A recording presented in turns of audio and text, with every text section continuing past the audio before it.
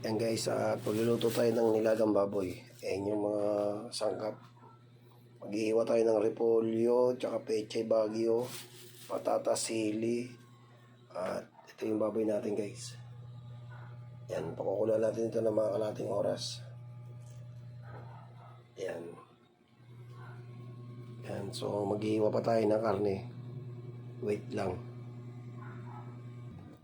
Ayan na. At ilalagay natin itong pressure cooker. Ayan. Salang natin ito guys sa kalating oras. Ayan. Low lang yung apoy natin.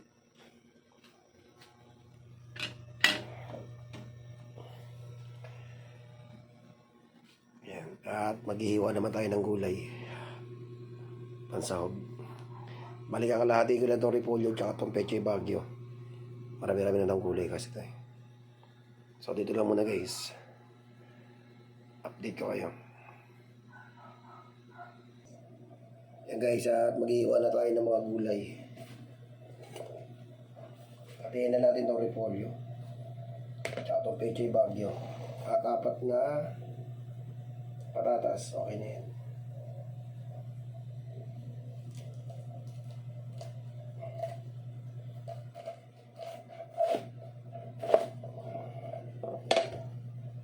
Yan, shoutout sa tropa natin ha. Binayaran natin tong 7 patatas na to, tsaka tong repolyo, tsaka tong pechay. Kasama yung sili. Halaga 50 yan, binigay sa ating yung presyo. Kaya nakatipid tayo ngayon.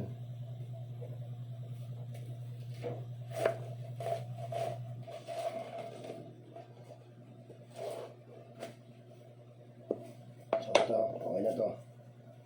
Ang kalahati, sunod na araw naman to. Yan. Hugasan muna natin ito bago natin ilagay sa rin. Yan.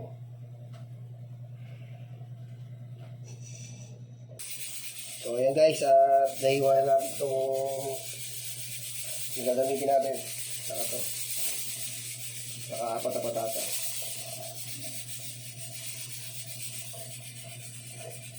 Apat to. Bali yung 2 gulay. Mapagyan niya sa kabila. Hindi natin gagamitin yan. Sa araw naman natin nilutuin. Huwag tayong lalagyan ng gulay. Hindi natin gagamitin. Iba natin sa kabila.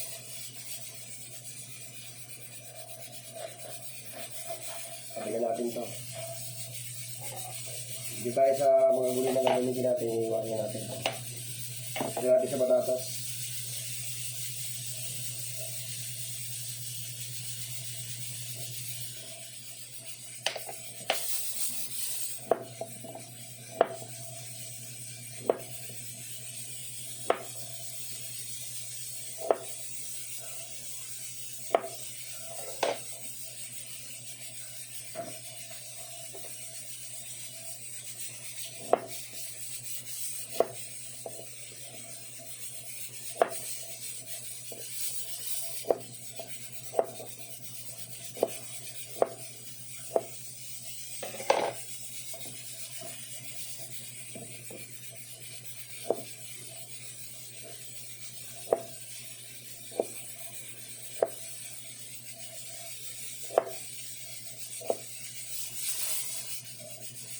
Yan, habang pinapalambot natin yung karne, hihiwa-hiwa natin ito.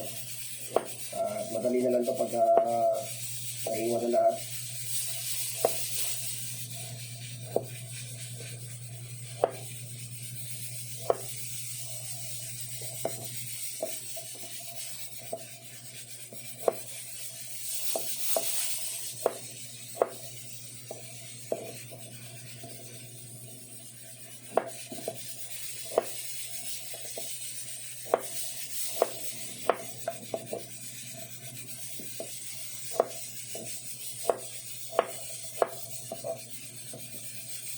Repolyo, hiwalay natin yung matigas.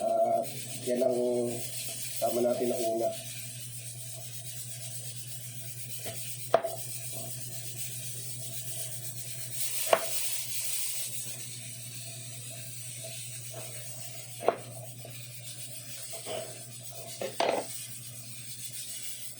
Tignan natin ito.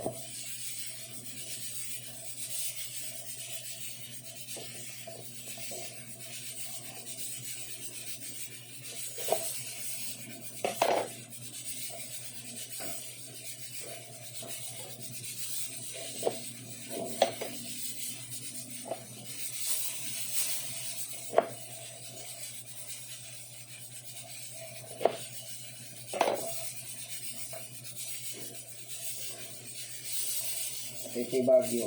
Ganun din, maligit na hiwalan to. Mga 3 hiwalan to guys.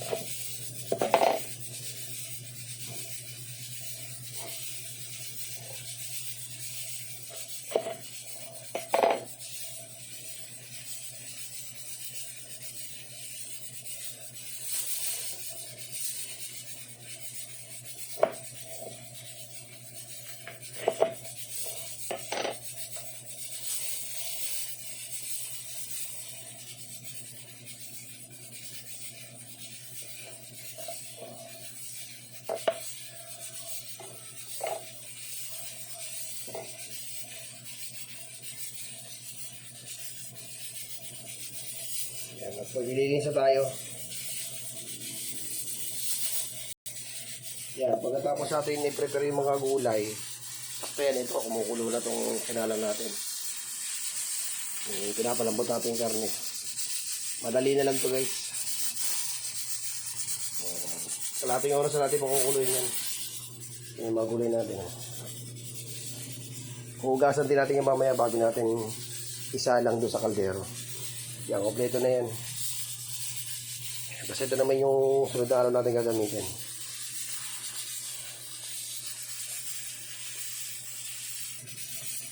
Yan. At 2 sibuyas. Nalagay natin. Iwain na natin ito.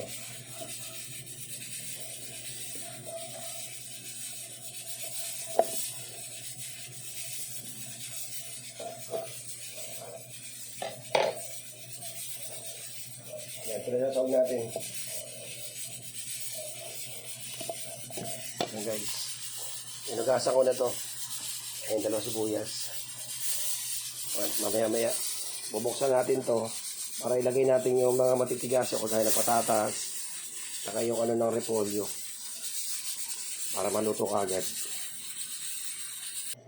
Yan guys, tinaglag ko na yung patatas. Ayan. Saka yung matitigas na part ng repolyo tsaka ng Peche Baguio. Hindi ko na na-videoan yung pagbukas ko nito. Yan, antayin lang natin to guys, malapit na itong maluto.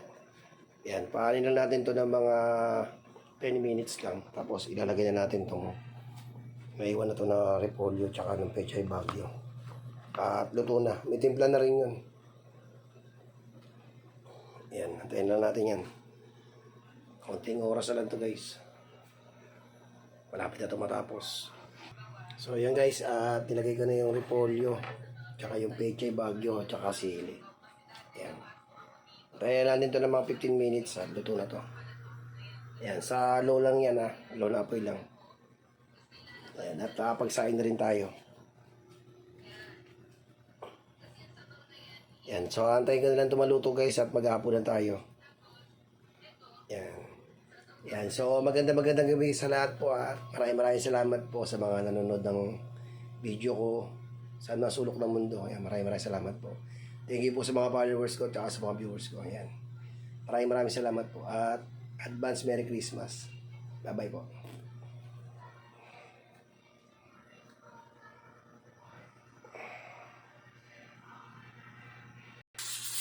Pahabol nga pala guys, kapag ganito guys na gaano na yung init niya, wag yung bubuksan dahil sasabugan po kayo niyan.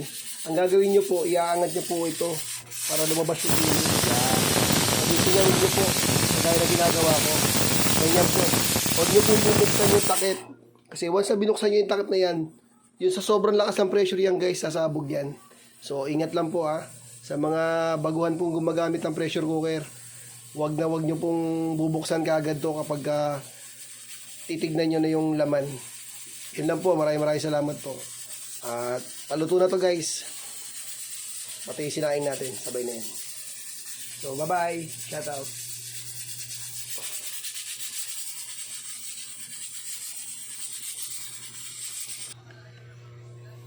Yan guys, pasisinawin nyo lang muna yan guys Huwag nyo bubuksan ng diretsuhan yan guys dahil sasabugan kayo.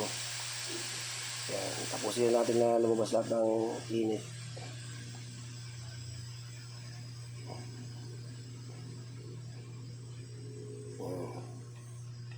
Magaling naman yan pag wala ng pressure. Kagaya niya, pag wala ng tumutunog, Pwede mo nang buksan to. At sigurado safe ka na po. Yan, kagaya niyan. Yan. Okay na po. Yan, ito na yung nilaga natin. Okay na. Pati yung kanin, luto na rin.